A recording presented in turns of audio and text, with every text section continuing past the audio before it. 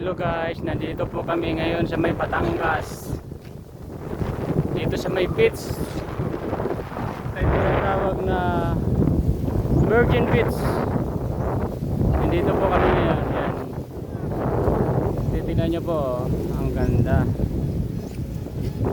Yan po mga cottage. Yan. So guys, napakaganda ng view guys dito guys oh. Yan oh.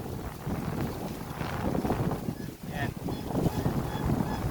Napakaganda guys ang view. So kung hindi pa po kayo nakakapunta dito, mag-enjoy po kayo dito. Napakaganda ng view guys. Saka pino-pino yung buhangin. Ayan o guys oh. Pino buhangin oh. Ayan. Ayan guys.